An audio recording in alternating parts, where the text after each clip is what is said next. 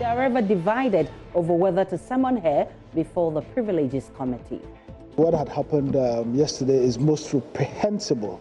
It's put Parliament to great ridicule. If you just hear that a member of Parliament has shot into the air or fired into the air, obviously you should condemn that action, because why will that happen?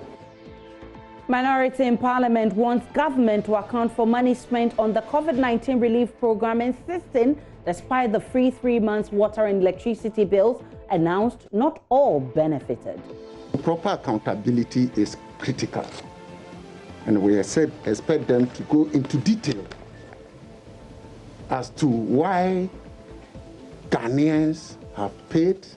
The president has announced at the end of the day, those people did not benefit from that rebate.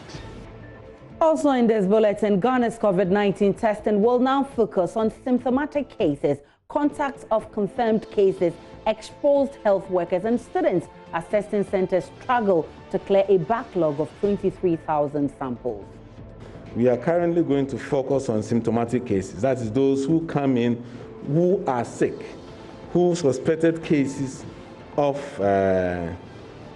COVID will be given priority in terms of testing. And in business, Ghana Union of Traders Association wants government to address high interest rates as Finance Minister presents the media review this Thursday. There's no push factor or the pull factor. The banks are still up there.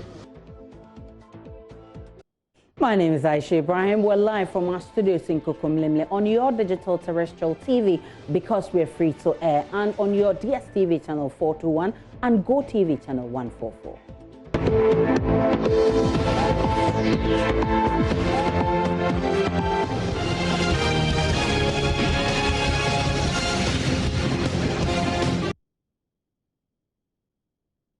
Election headquarters, because Minister for Special Development Initiatives and Member of Parliament for Ewutu Senya East constituency in the Central Region, Mavis Hawa-Kumsin, who admitted to firing warning shots during the registration exercise at the Steps to Christ Center at Kaso on Monday, has been invited by the police to help with investigations. Public Relations Officer for the Central Regional Police, DSP Irene Opon, has been speaking to Kwejo Nyako. Currently, the police have taken statements from Madam Hawa-Kumsin, and she is assisting us with investigations. How come you've not arrested her, like the 4 persons were arrested? When you talk of an arrest, I can invite you to the police station to come and assist with investigation. At the moment you arrive at the police station, I'm taking you through the procedure at the police station.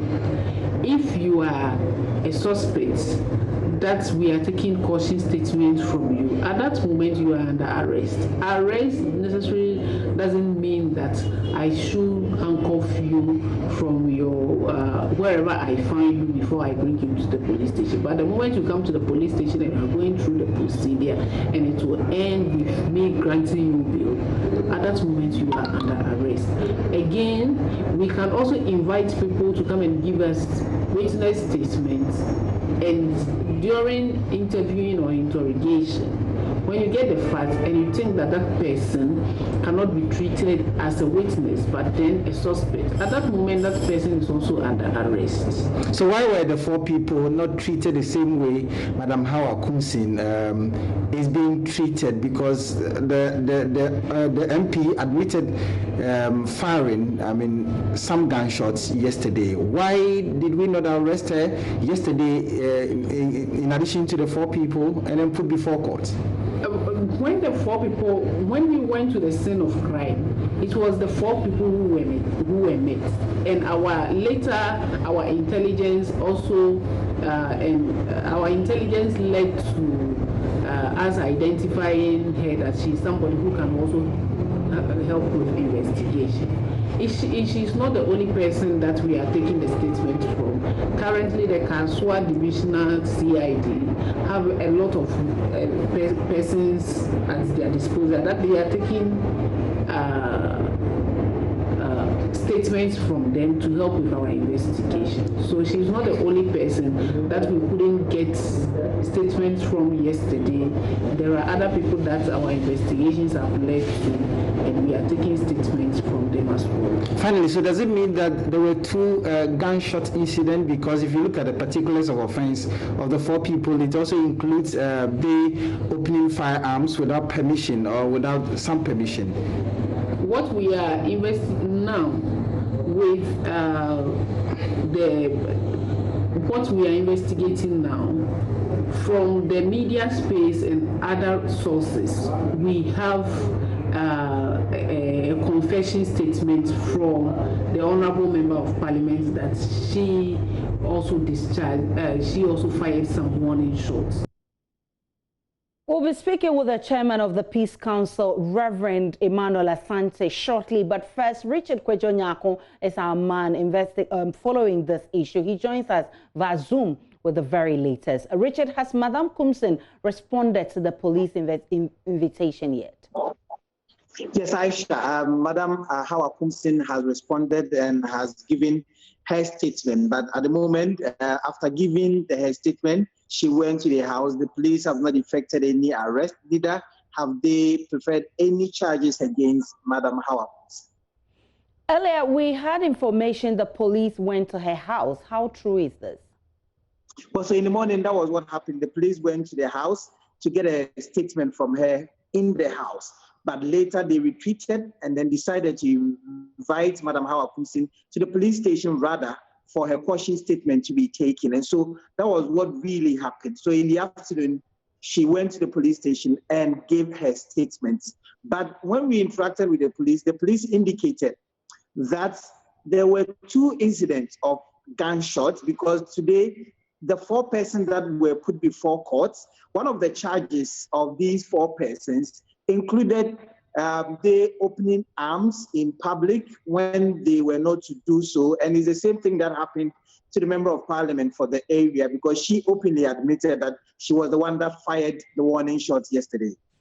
Well, Richard, stay on for me because in a related development, the 4 persons who were arrested in connection with the CASA registration violence have been granted bail by a Cape Coast Circuit Court. The court presided over by Her Honor Dorinda Smith Atta granted them bail to a sum of 30,000 cedis each with 2 sureties, and one of the sureties should be a government worker whose net salary is 2,000 cedis.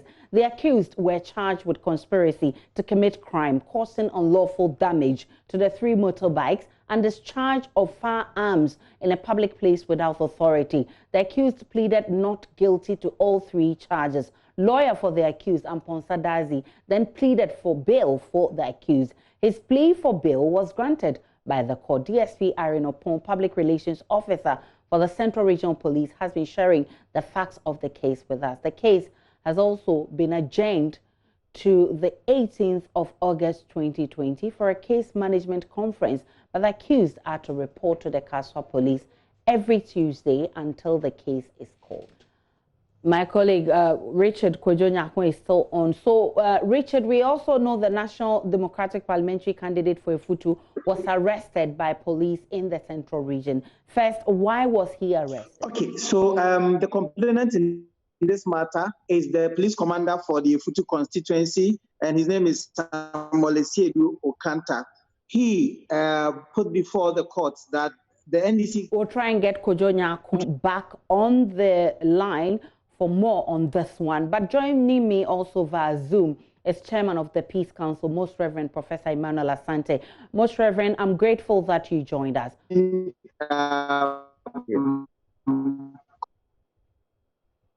Most Reverend, looking into people that...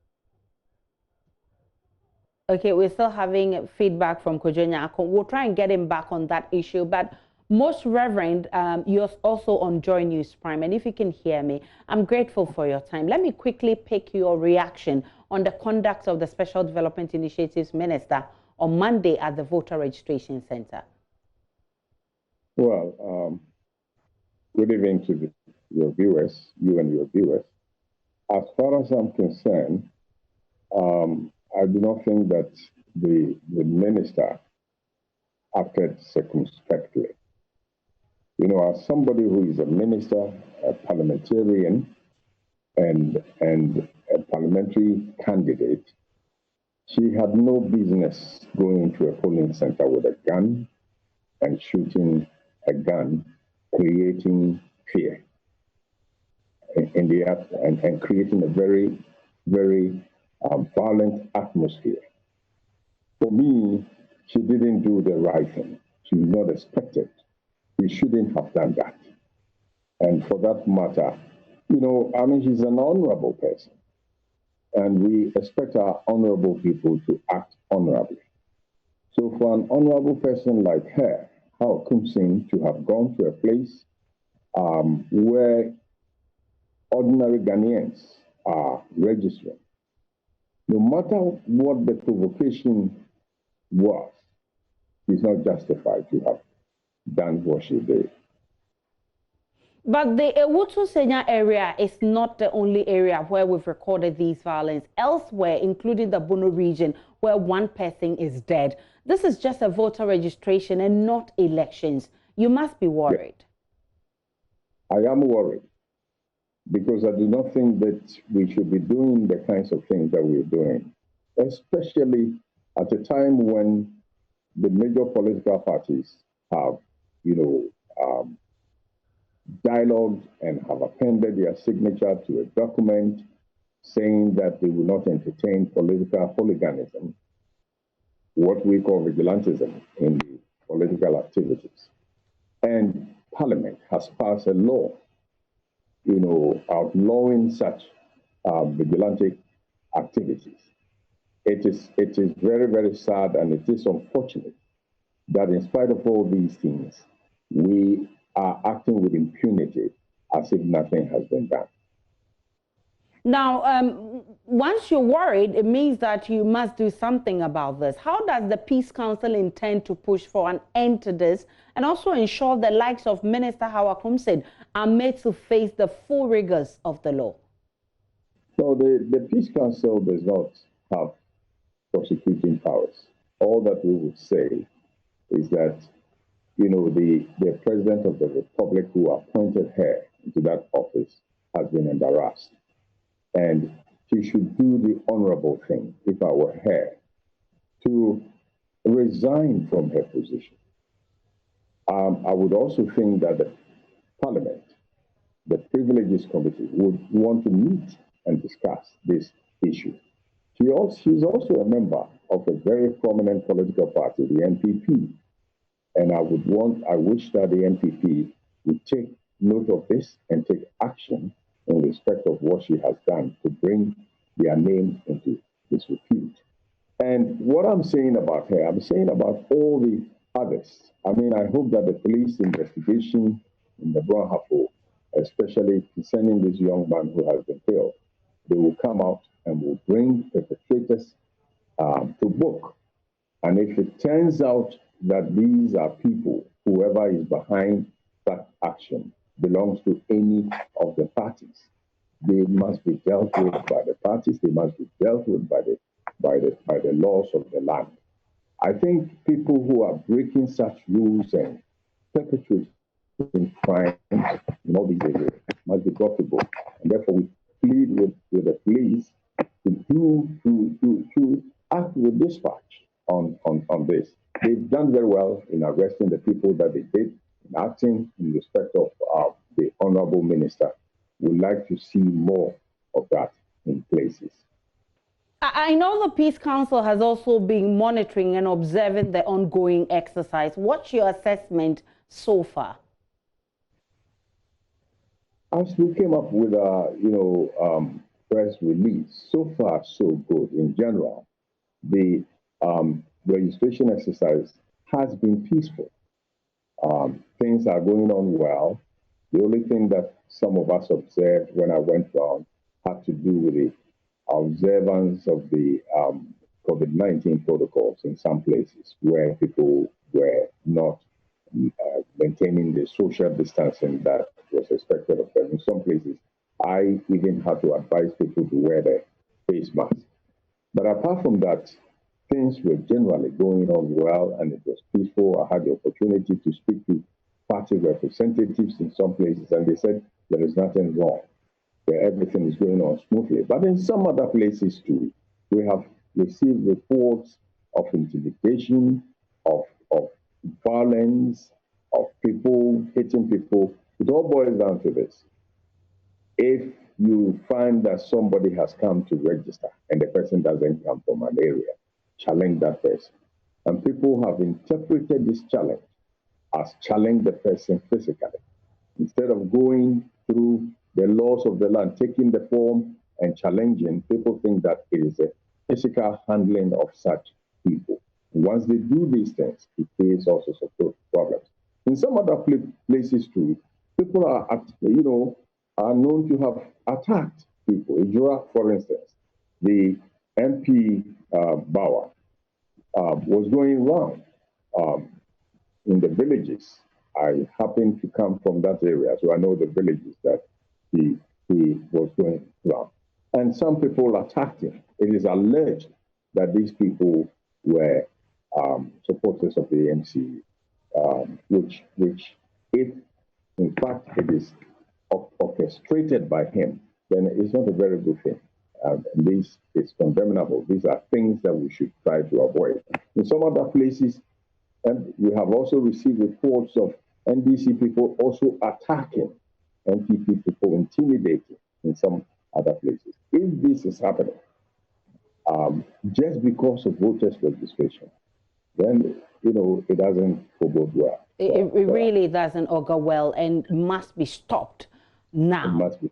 I'm extremely grateful for your time. Most Reverend Professor Emmanuel Asante is chairman of the National Peace Council. Also in this bulletin, leadership on both the majority and minority sides of Parliament have condemned the Wutu Senior MP Hawa Kumsin for firing warning shots at a polling station Monday. But they are divided over calls for her to be summoned before the Privileges Committee of Parliament, with the majority insisting it will be a waste of time. Minority Chief Whip in Parliament, Muntaka Mubarak, says the action of the MP brings the name of the House into disrepute. If the president really believes in non-violence, this is the time for him to act. My colleague herself, she should reflect on what has happened. She should be sincere to herself. If she's convinced, like I am, that there was nothing could have called for her firing a warning shot in a police station where there are police officers, maybe to do the needful. Parliament, I doubt whether, Privileges Committee will act. We've seen so many things in this house that Privilege Committee fails to act. Because of this, I don't know why we do that to ourselves. And then, so because of that, in the new standing orders, I'm calling for Ethics Committee. And graciously, I have seen that it's been proposed that we'll have an Ethics Committee, because ethics will take it more broadly than just the privilege. Because sometimes people will now want to say, show me what privilege the person has. Because when you bring the name of the institution into disrepute, people will say that this is it's been overstretched and what have you. But if we have ethics, I have no doubt in my mind that if we were to have ethics committee, this will qualify 100% for ethics. But privileges, we've seen how, unfortunately, they've acted in the past. I doubt whether going to privileges will do anything. Kumbungu MP Ras Mubarak once dragged before the Privileges Committee of Parliament over the issue, the Minister for Special Development Initiatives. What had happened yesterday is most reprehensible. It's put Parliament at the back, it's put Parliament to great ridicule, looking at the reaction that has come from the public. But rightly so. Rightly so, because we have seen in Hawa Kumsin a minister who is thuggish. We have seen in her a minister who has zero respect for her constituents. And for me, Parliament as an institution would clearly, in view of what has happened, invite her to the Privileges Committee. What she has done embarrasses Parliament, and that is contemptuous of Parliament. And our laws are clear on issues of contempt of Parliament. First Deputy Majority Whip in Parliament, Matthew Nyendam, says a summoning before the Privileges Committee will be a waste of time, but he agrees the act is condemnable. Well, I think I disagree with Ras Mubarak, because the fact that she's just a member of Parliament doesn't mean that any action that one takes, necessarily the person must be called to the Privileges Committee. Yes, it has to do with her. And I heard that there's been some kind of firing from her end, which from some information I got, she admitted that. But I think it has to do with the police. And the police must do their own investigation and get to the bottom of it. But for somebody to say she should be hauled to the Privileges Committee, I think I disagree with the person. From the face value, if you just heard or if you just hear that a member of Parliament has shot into the air or fired into the air, obviously you should condemn that action, because why will that happen? But there must be a reason, which I don't know. Occupy Ghana has since condemned the shooting incident at the Wutu-Senya East constituency and calls for urgent and quick police investigation. The group has issued a statement to that effect. It reads, Occupy Ghana has had occasion, especially in the wake of the Yawaso West Wogom by-election, to condemn the use of violence in electoral politics, whether by government agents or private persons. The use of force or violence is a crime under our laws, unless there is reasonable justifications and within the strict bounds provided by law. It continues to say, we condemn all election-related violence. We also condemn the inexplicable circumstances under which the minister took a loaded weapon to the registration center in the first place, when the minister had police guard paid for by the state and whose job is to protect her. We further, the law that regulates the registration of voters also provide a process for challenging ineligible person who register to attempt to do so. In a country governed by the rule of law, you do not prevent an alleged breach of law by breaching the law yourself.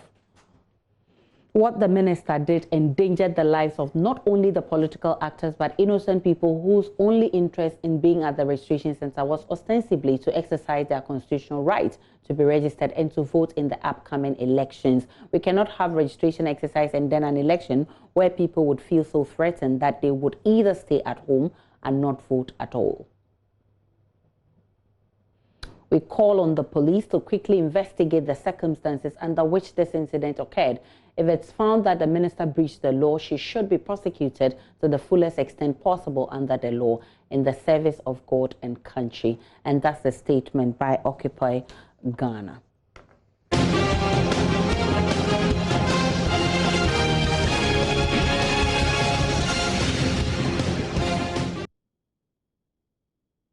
And still to come in this bulletin, Ghana's COVID-19 testing will now focus on symptomatic cases, contacts of confirmed cases, exposed health workers and students as testing centers struggle to clear a backlog of 23,000 samples. We are focused on symptomatic cases. That is those who come in who are sick, who suspected cases of COVID will be given priority in terms of testing. In business, Ghana Union of Traders Association wants government to address high interest rates as Finance Minister presents a mid-year budget. The details shortly in business. There's no push factor or the pull factor. The banks are still up there.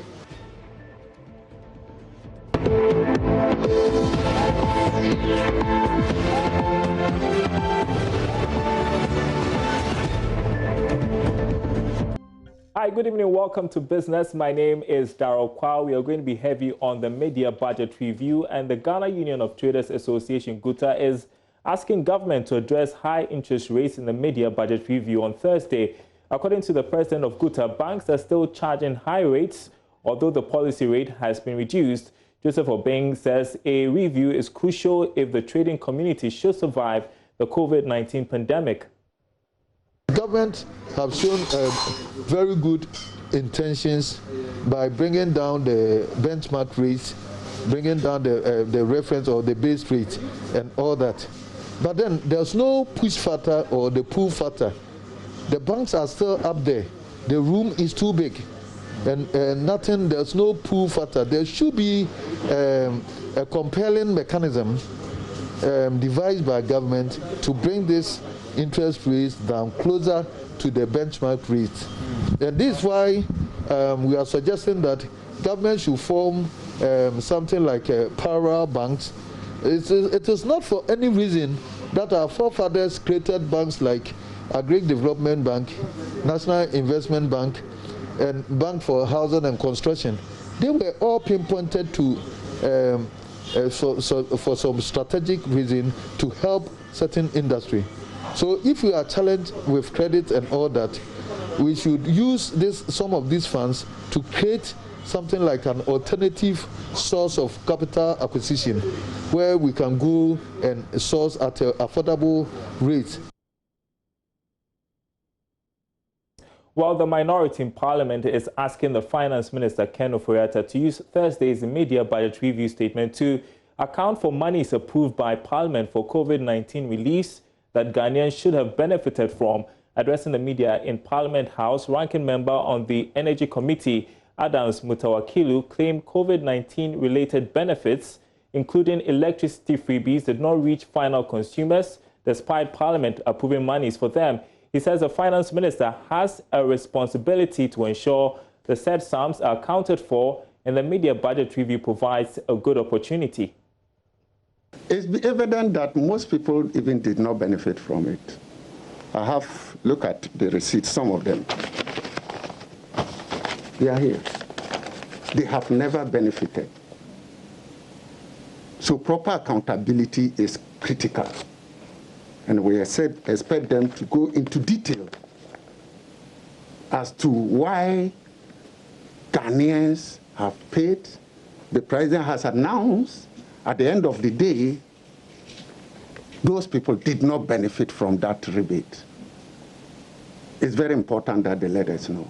So you mean there are Ghanaians, some Ghanaians, I'm telling you, in spite of the president's directive, I have plenty in my house. 50% rebate.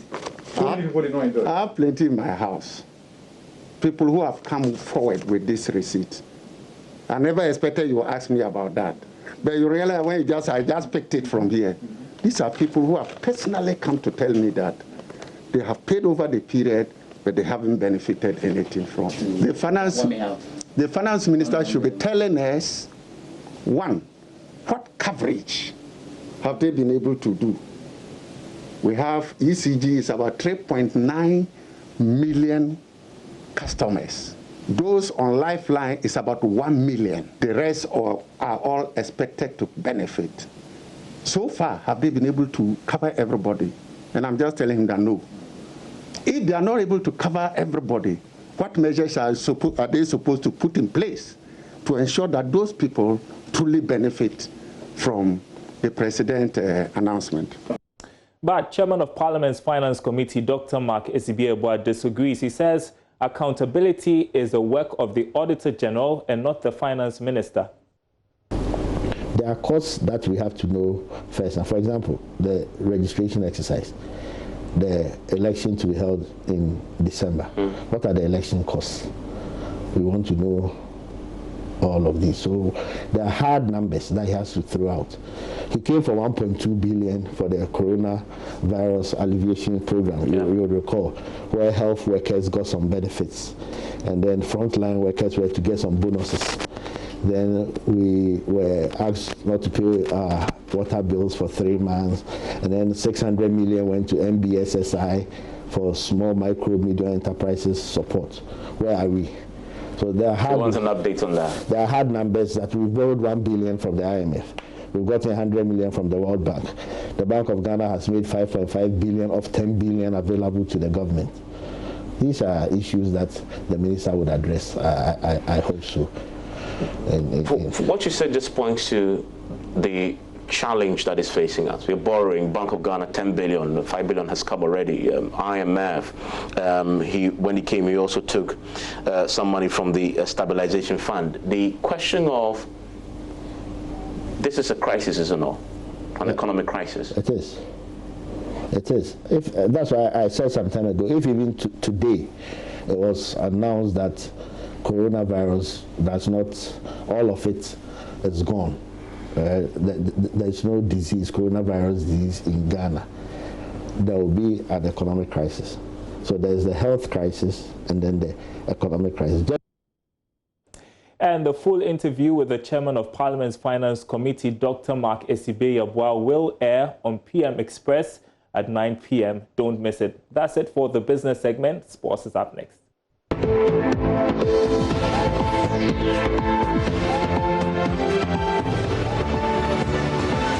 For staying with us on the Joynews Prime, I'm Gary Al Smith with the sport.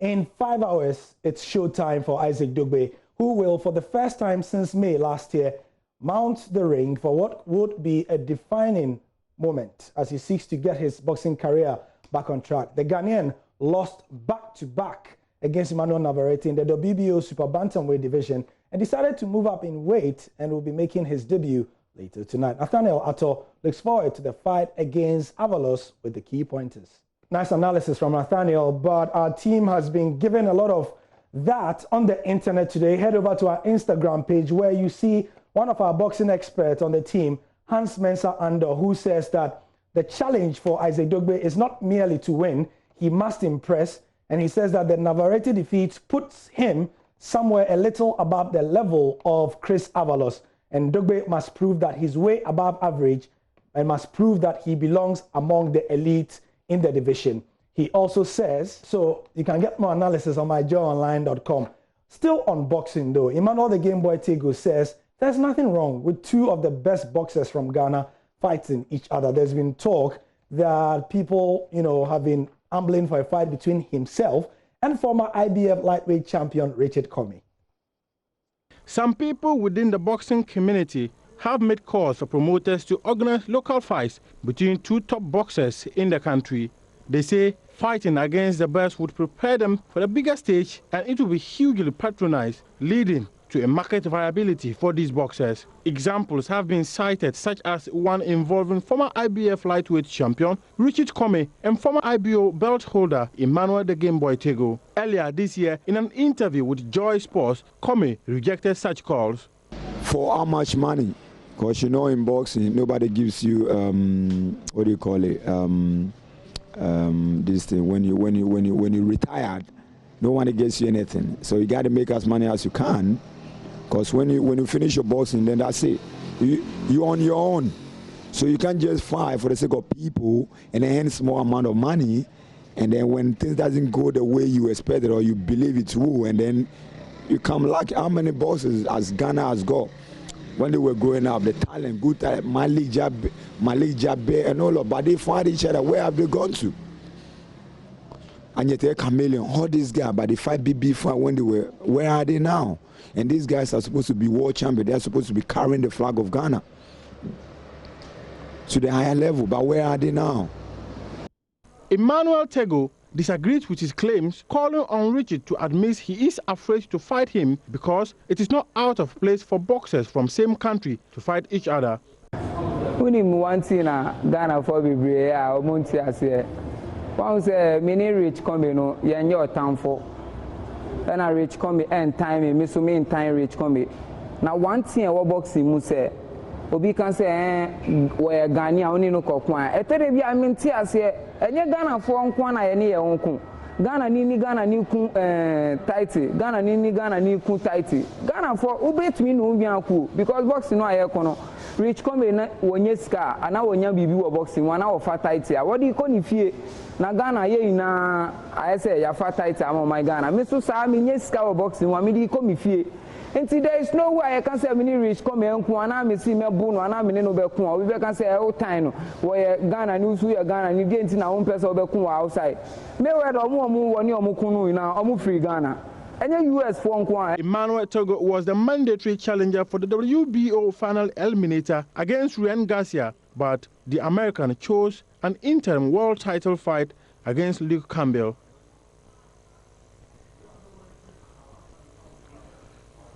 In addition of the sport, I'm Gary Al Smith. When I come back, some more football. Thank you for your time.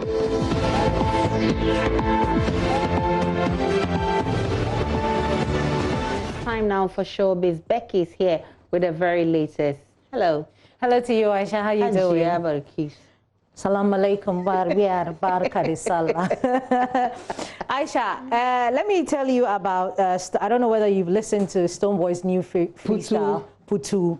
Have you listened to it? I haven't. So, hopefully I'll get... So it has gotten, you know, people talking. Some people are saying that he's out of lyrics and he doesn't know what to say. People are comparing him to Patapa. I need to listen first. Some people also are saying that, see, if Shatawale had done this song, they'll say that, oh, he doesn't do good song. If Patapa had done this song, they'll go like, oh, but because it's Stoneboy, but let's listen to some of the renditions of, you know, Putu by people.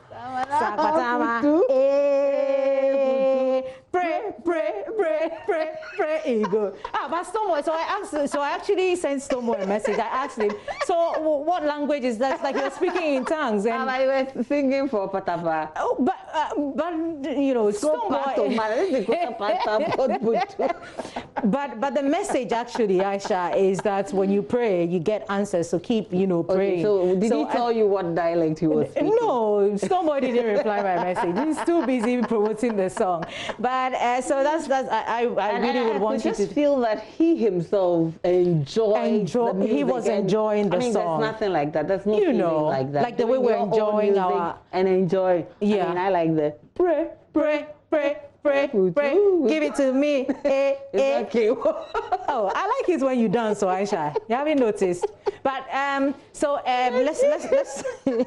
Aisha, remember Kwakese. Do you know any of his songs? Kwakese. Oh, of course, the famous Abadam. Yeah, so Abadam is on Spotlight today, and of course, we are celebrating him for all his contribution to the entertainment industry. And that's Abadam for you. We celebrate you today, Kwakese, and that'll be it for Showbiz.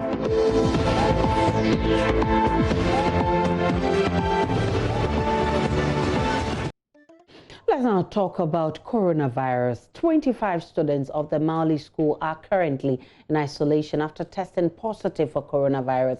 At least 178 senior high school students across the country have tested positive for the virus. Providing updates on the COVID-19 situation in the schools, Director General of the Ghana Health Service, Dr. Patrick Kumambuaji, said hospitals attached to the institutions are providing support. He also indicates that with a backlog of 23,000 samples, the Ghana Health Service will now focus on symptomatic cases, contacts of confirmed cases, exposed health workers, and students. Currently, we have on the average about 23,000 samples that are part of the backlog. But the issue is that a sample that is released 2 weeks after sample is taken has very little public health and clinical relevance. And the most important information is that all suspected COVID cases, whether you have your test positive or not, are managed as if you are COVID. And so even for those who are sick, we are not taking chances. We are treating them as COVID, whether results or not. And that's why in our treatment centers, we have suspected cases who are in a different section and being managed because we don't want them to be contaminated in case. But until your results come, you are managed as COVID until proven otherwise. Based on this and the fact that if I'm sick and I'm not sick, I took my sample 3 weeks ago, and it comes that I'm, of course, negative, it's of no matter. If I'm positive, whatever it is, I may have recovered. And even the people that may have contracted may also have gone through the same recovery. And so, in order not to perpetuate further backlog, we are currently going to focus on symptomatic cases. That is those who come in who are sick, who suspected cases of COVID will be given priority in terms of testing. And that's what was being done when we had a little challenge with the tests. And that's why we're getting a lot of positive, despite the fact that we're not doing a full, because we are targeting the high-risk groups and making sure that the clinical cases who are likely to be positive are tested. That's why, despite the reduced number of tests, we are getting very high number of positives, and that's why the positivity rate went up. We are going to look at that. We will focus also on the contacts of the confirmed cases. Anybody who is positive will prioritize their contacts. Thirdly, exposed health workers and students will be given priority in our tests. Returnees will also be given priority so that we can also ensure that they are safe when they arrive. We test them and then before they are discharged. Director General of the Ghana Health Service also states available data continues to show a decline in active cases with recoveries on the rise. He says the active cases, only 18% are symptomatic, with 2 severe cases, 8 critical, with 4 persons on ventilators. Public health expert with the Kumasi Center for Collaborative Research and lecturer at the School of Public Health at the KNUST, Dr. John Amwesi, joins me via Zoom for more analysis on this. Doc, I'm grateful for your time. It's my pleasure, Aisha, and greetings to you and to all the listeners. How does it come to you now that that our focus for the testing of COVID-19 will only be on symptomatic cases and, health workers and students? No, thanks for that, Aisha. I listened to the presentation by the Director General, and I think this decision might be informed by a couple of things.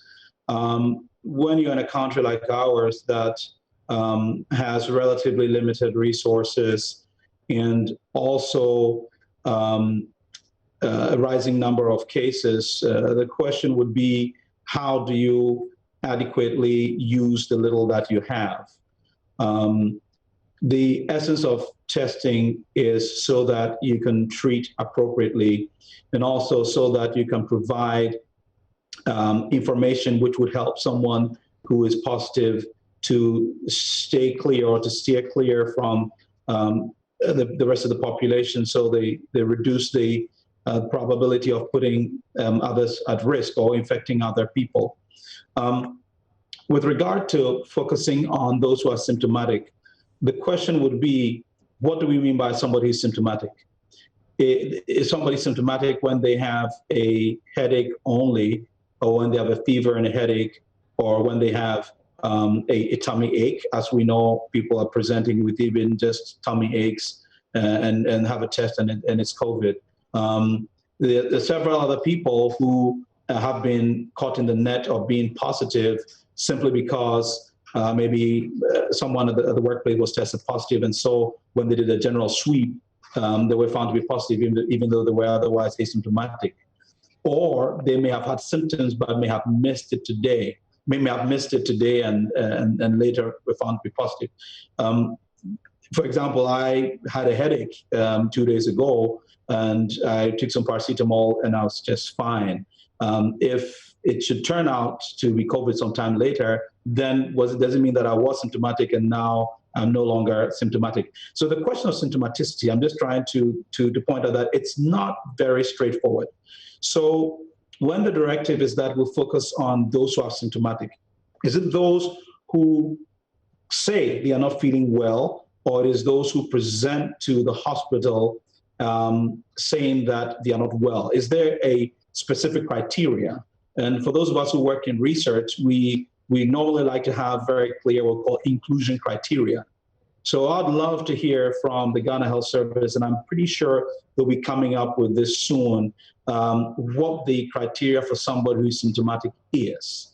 But is it also, could it be perhaps at the discretion of the health worker, where they say, well, somebody's presenting and I think there's a need to test? Who makes that decision that A is eligible for a test, B is not eligible for a test, even though they may have a headache, may have a fever, may have some body aches and this kind of thing? But what does this mean to our fight against COVID-19 in this country? You know, what is most important in the fight against COVID, as I've pointed out a couple of times, is our ability to, as quickly as possible, identify people who have the disease.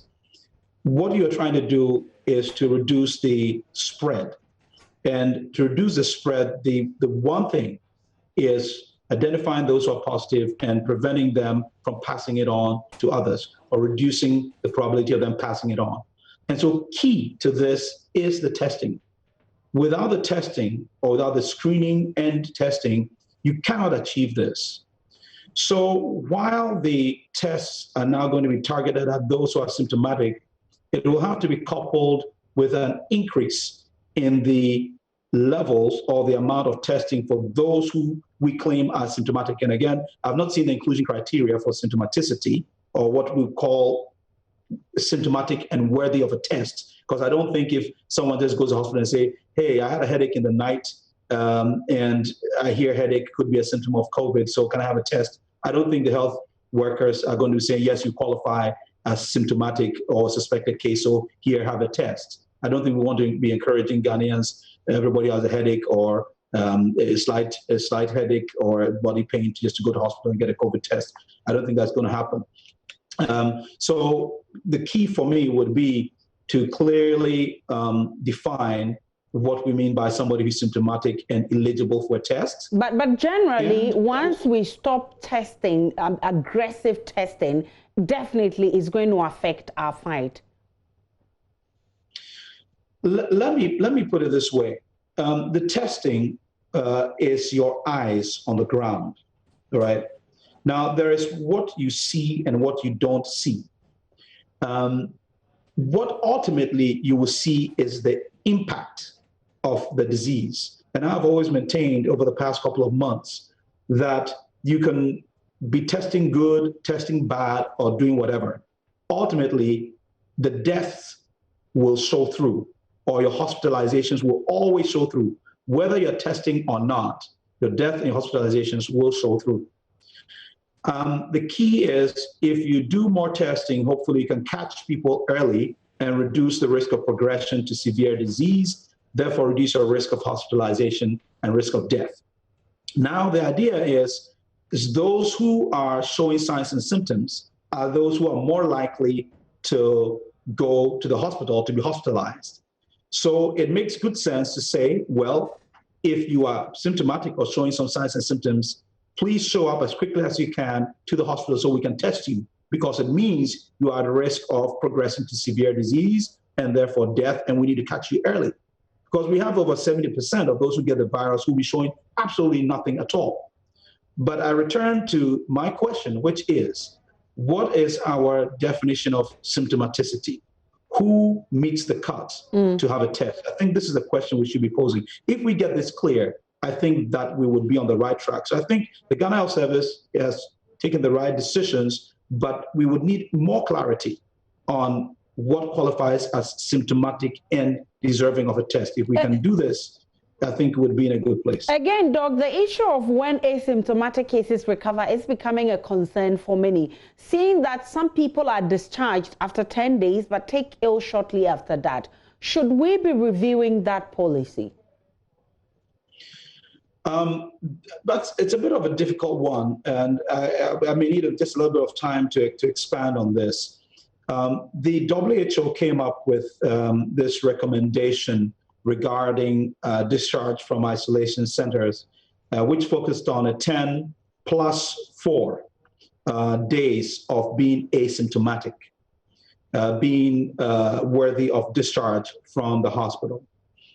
Now, what that means is if you were at an isolation center because you tested positive, and we know that in isolation centers, we have people who test positive but are otherwise just fine and not really having any severe signs or symptoms, maybe just limited to the odd headache and body pain here and there. You will not find people who have easy fatigability or breathlessness in an isolation center. You will not find people with what we call a high fever in an isolation center. So when somebody is identified as positive and for 10 plus 4 days, 14 days, they are not showing any sign or symptom, then they can be released. This is the recommendation from the WHO. What could be happening is people may be later showing symptoms. And this is why we would hear of people who are discharged and later might be feeling ill. It's very difficult to place a handle on this because it's all a function of date test was taken, date result was known, date they were admitted at the isolation center. And as was rightly pointed out, we're having a situation where people are getting their results sometimes a week after they were tested. So to be able to conclude that we are having people who are being discharged after 10 days and are having problems, we need to establish, were they really asymptomatic throughout for 14 days clear before they were discharged? Could it be that maybe the policy is not being followed strictly enough? I do not know. I do not have any information on this. But it would be pretty odd for someone to be in an isolation center, to be symptom-free for 14 days, and go home and then now develop symptoms. That would be pretty odd.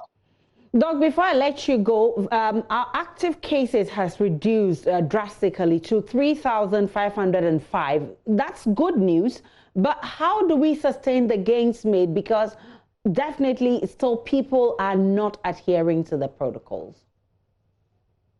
No, actually, I think that's a great question, and it speaks to what I've been trying to hammer, which is not to focus on the cases.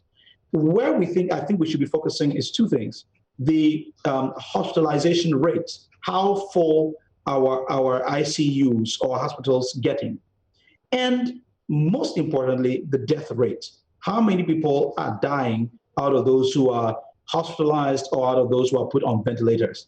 This is the most important thing.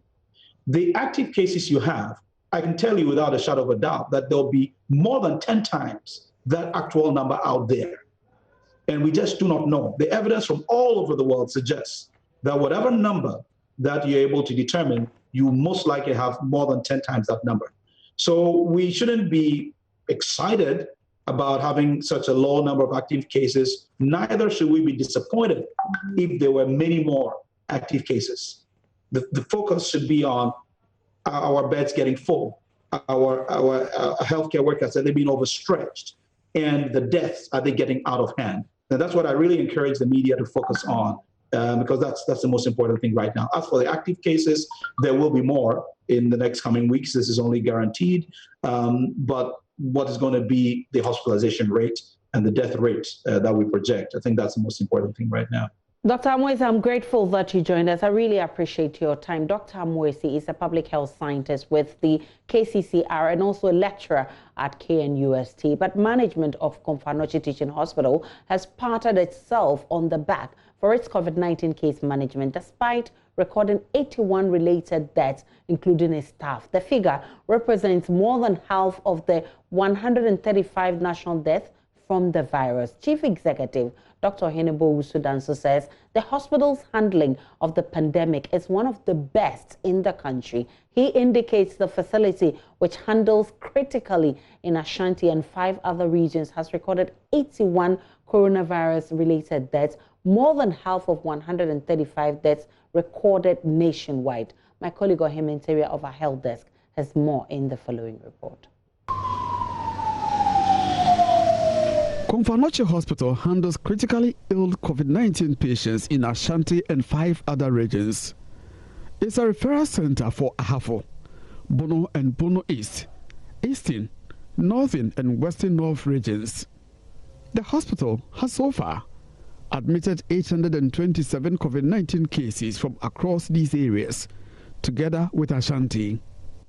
Currently, 32 patients, including 5 children under 12, remain on admission at the hospital, which has the worst COVID-19 fatalities nationwide. Dr. Ohenebo Usudanso says a whopping 54 persons, representing 71% of 81, died within 48 hours of arriving at the hospital. 9 others were brought in dead, prompting official investigations into the trend. Dr. Ohenebo Usudanso was speaking at the first ever media briefing by the hospital on COVID-19. The patients who were brought in dead but who tested positive out of the suspicion from the history are 9. That comes to 11.8% of all the deaths recorded. The mortality in patients who upon arrival died within the first 24 hours comes to 25. And those who died between 24 hours and 48 hours comes to 29, giving a total of 54. Dr. Usudanso insists Management of COVID-19 cases at the facility has been so far so good. He cites stigmatization and late reporting of cases, among others, as some of the reasons for the high COVID-19 related deaths. I think in terms of the routine of our management, I would say so far so good. Clearly speaking, that is why these statistics are very, very significant for us as healthcare professionals. That's why we are worried about the late reporting of the patients. It could have significance in the way the case outcomes will be. I mean, if you look at those figures of people who are coming in and then you go to examine them, they are already gone. And then you look at those people who come in, they are already gasping for breath. This is not the best way anybody will want to examine or to care for patients. So it is very important, and that's why we want you to lead advocates for people to report, because we think from what we are seeing here that stigma is actually one of our challenges in dealing with the disease. People are not owning up, people are not reporting early, people are shying away from hospitals. And I think these are some of the key things that we must all be out there. Meanwhile, 203 out of 254 staff members who tested positive have recovered. Dr. Ohineba Owusu-Danso revealed management has over time ensured adequate supply of PPEs to staff. The total number of our staff who have been tested for various reasons come to 1,081. After this, 254 have tested positive. Currently, there is no staff on admission. Cumulatively, we've had staff who were admitted over the period past. There were 6, but they've all been discharged and have fully recovered. And the number of staff who currently are still in isolation with varying dates towards recovery are 50. For some of them are getting recovered in the next 2-3 days and coming back to work, but they have different days for recovery and their return to work. As I speak, out of the 254, the total number that has fully recovered and returned to work is 203. And sadly, we have lost one of our staff through the disease. I can tell you, we did not have any serious issue with PPEs.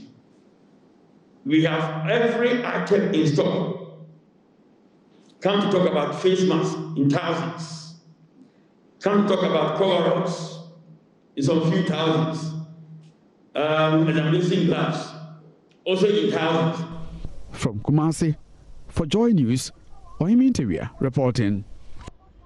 And in the studio in Accra, my name is IBRAHIM. Traders at KONTOMPO Yam Market in the Sokorimampo municipality defied directives to stay away for Tuesday's fumigation exercise. They claim communication to them was for closure of shops only. Others say they didn't receive any information about the exercise. Nanaya Ojima monitored the exercise being undertaken by Zoomlion and the Ministry of Local Government and Rural Development in Sokorimampo, and has filed this report.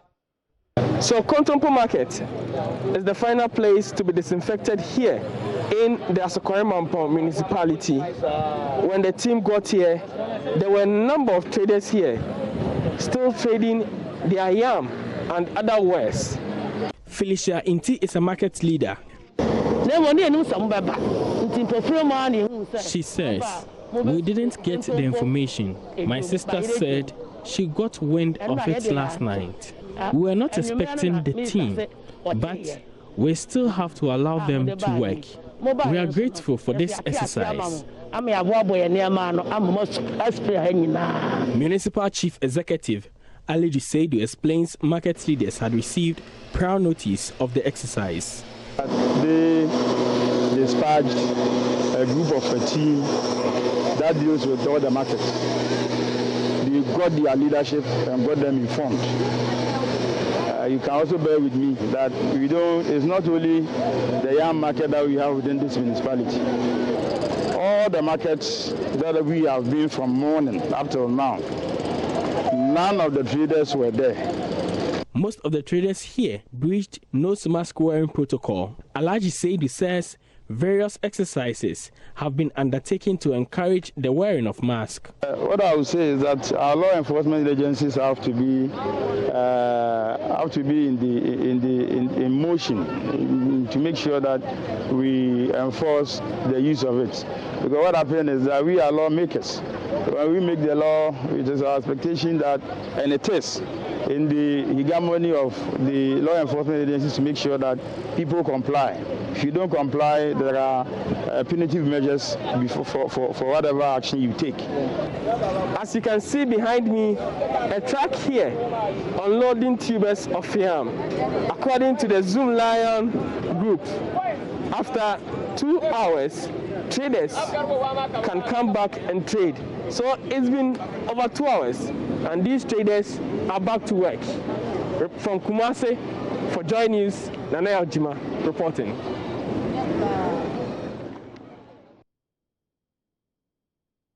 We'll take a break on Joynews Prime. When we return, before we take the break, let's get our latest case count on COVID-19. And the latest stands at, we have new cases, 559 new cases of COVID-19, adding on to the already 3,505. And total confirmed cases now stands at 28,989. And most of it is from Accra, Greater Accra, and Greater Kumasi. The active cases now stands at 3,505. Recoveries and discharges stand at 25,331, and death stands at 153. We'll take a break. We'll be back with more.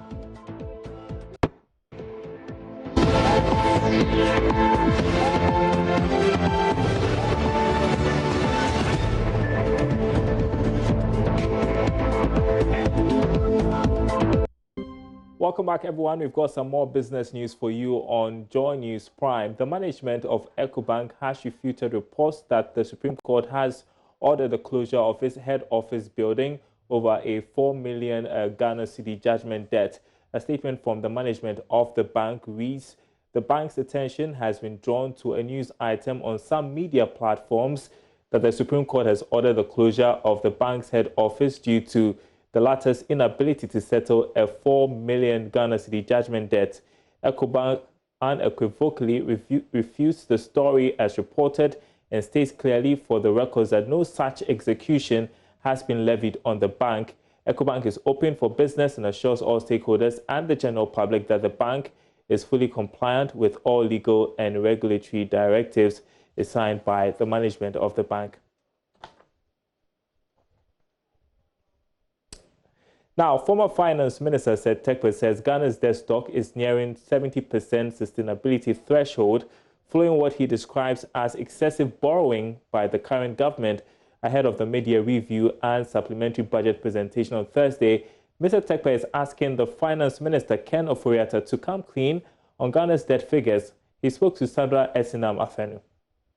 The emphatic answer is yes. And that is how we have always done it. And so when the methodology was changed in 2017, you are right in saying that I was pointing it out, that we have changed the methodology. And if you have changed the methodology, tell Parliament, don't hide it in the footnote, don't hide it in an appendix. Go to Parliament and tell the nation that we have changed the methodology. Now, 2020, it is no longer Seth Terkper who is saying it, because it sounded in 2017, 2018 like sour grapes, like you had lost power, right? And you know, what is it that you are doing? I've heard many people say that, but I believe that I had a responsibility, because my whole career is fiscal, tax expenditure as an accountant. So I felt I had a duty. And I was writing and warning I like Ghanaians to put September aside and look at the IMF. The IMF has gone back now and revised our deficit figures. We said we did 3.5, IMF said no, you did 5.8. We said we did 4.5, IMF said no, you did 7. We said we did 4.7, IMF said no, you did, yes. Now we excluded it and we said our debt was 55, right? Even in 2017, IMF has revised that to 57. And then the below 60s, the IMF has revised all of them. I'm saying not just 2020 figures, but the IMF has gone back to 2017 and revised the deficit and revised the debt. It's no longer September. But you also agree that we are a sovereign state. We have our own figures coming from the BOG. We have our own figures from the finance ministry. Why do you seem to be a fan of the IMF figures when we have our own domestic way of, giving our figures? Why would you want to play by that of the IMF when we have? You see, the first answer, you are a member of the IMF. And what we call Article 4, right, is the Articles of Association. Articles of Association. So you are joining an association. And you are signing. And Article 4 says that the IMF can come to your country, whether you have a program or you don't have a program. And you are obliged to tell them the truth about your numbers. Otherwise, the consequence is that the financial markets we were just talking about, sovereign borrowing and the rest, they look to the IMF. Why do they look to the IMF? They look to the IMF because what I am saying does not apply to Ghana.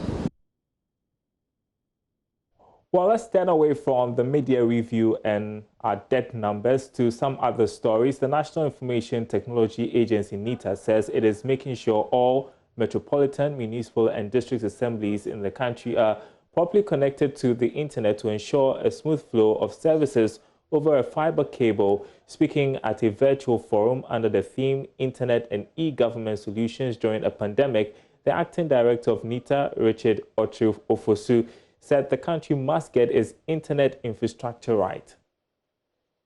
You know, Ghana, unlike most other jurisdictions, is not connected, right? We have patches of connectivity. This one comes and do their thing, this one comes and do theirs.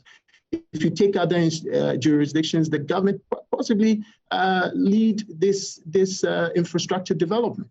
So we are saying that government institutions have assets, fiber assets, all right? And in order to cover, or provide coverage nationwide, we need to be able to consolidate these. So we are looking at ECG, tapping into ECG's fiber assets, Gridco, Ghana Gas Pipeline, and the rest of them. So that is a major focus for us. And we're also saying that in some of these government institutions that do not have the proper data centers, we do have a Tier 3 national data center here, which is underutilized. So we are encouraging them to obviously come here and host their systems. So those are some of the things that we are looking at. But the forefront of our charge is to make sure that connectivity is sound and everybody can connect to whatever they need to connect to. Meanwhile, ranking member on the Communication Committee of Parliament, Sam George, says it will be in the interest of the nation to have the communication services tax reduced to lessen the burden on citizens.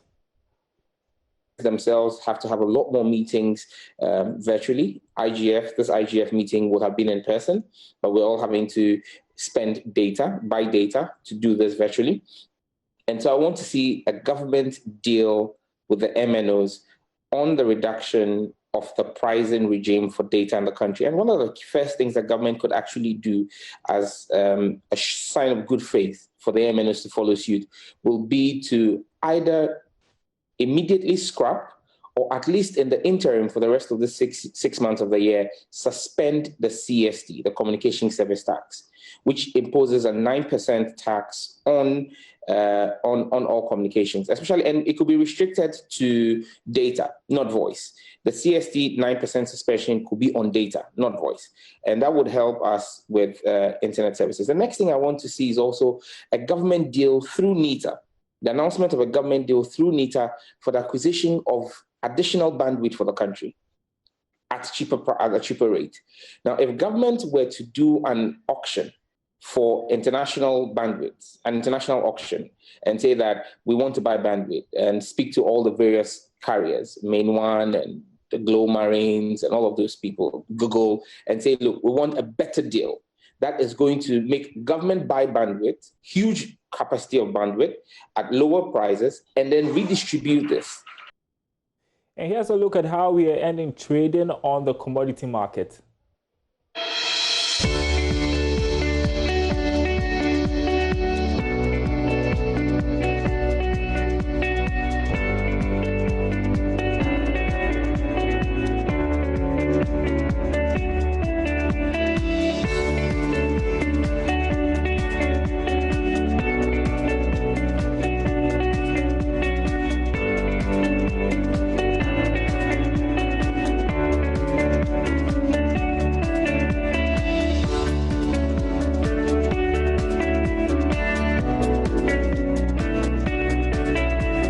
For business, my name is Darrell Kwao. Gary R. Smith standing by with some more sports news for you.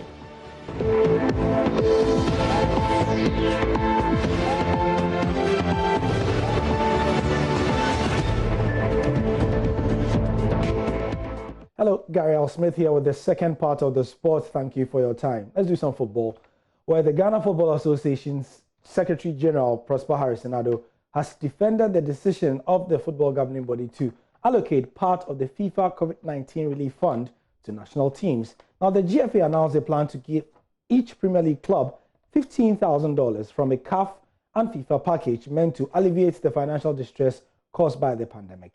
Members of the clubs have expressed their unhappiness, but the FA official feels it's necessary. Patrick Akoto, Communication Director for Mediama FC, says it is the responsibility of government to cater for the national teams.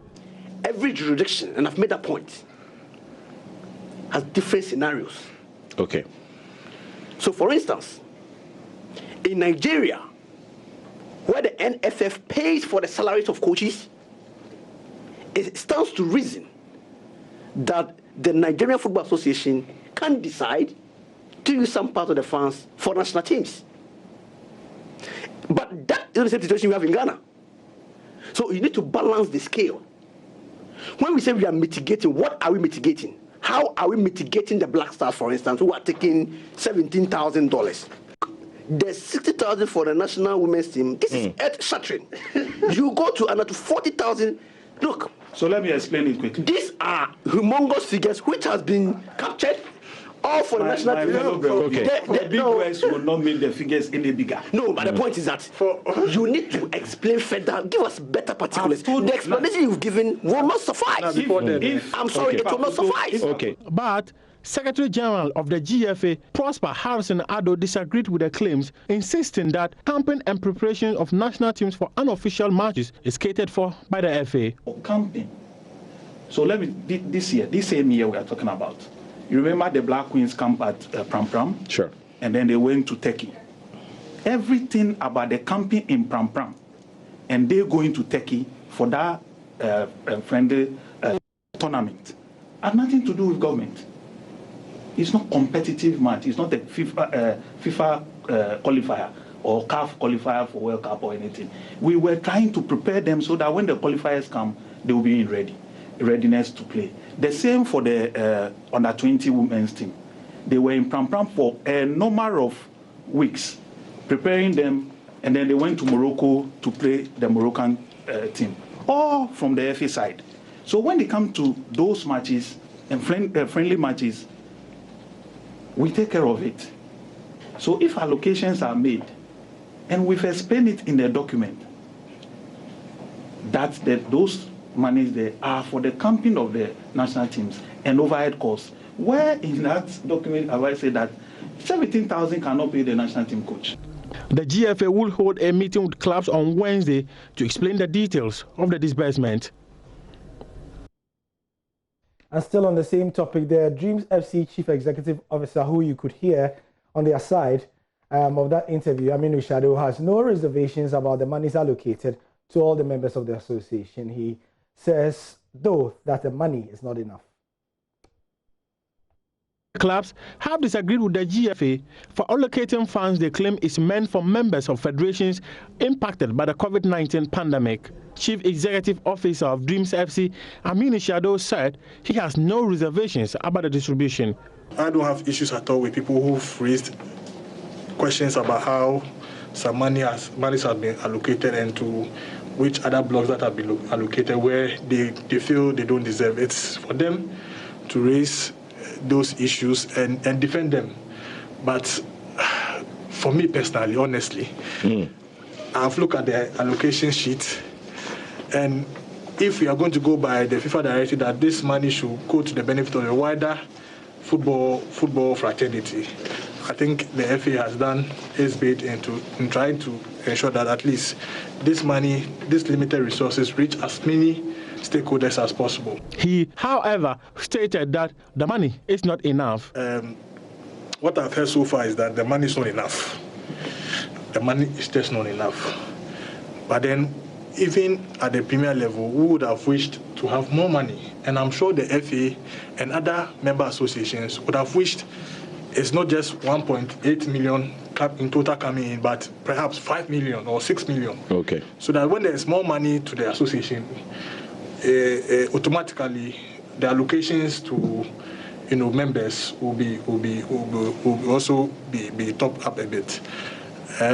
FIFA and CAF gave a combined $1.8 million to the Ghana Football Association as a COVID-19 relief fund. So in the Premier League, we are still getting ready for that final lap of matches on Sunday. But for now, Arsenal, well, they're supposed to be winning according to the script against Aston Villa, but that's not what is happening. Consider that Arsenal are losing by 1-0 after 73 minutes. Yep. And also, Manchester City earlier won by 4-0. They coasted to it, and a bit of history for Raheem Sterling, as it meant his goal, his 85th minute goal, means that he has surpassed a certain record by Cristiano Ronaldo in the Premier League. You can go and find out on myjoyonline.com. Highlights. Thank you for your time. And it's time now for the interactive segment. And you have been following the conversation. I mean, from Monday, it's been out there that a member of parliament, a minister, a cabinet minister, fired gunshots at a registration center in Ewutu Senior East constituency. We posted that on Facebook because Parliament, minority in Parliament, is demanding, specifically the Kumbungu MPs, demanding that Privileges Committee of Parliament summon and investigate the MP, Hawa Kumsin. So this has generated a conversation actually on Facebook. 175 likes, 16 shares, 15 comments. Makafui Asay says, I won't support Hawa Kumsin, but Ras Mubarak has no moral grounds to speak on this issue. Siam, you where you start the Ben ballot boxes for Aplikuma, not the cause violence. No, you get mouth talk.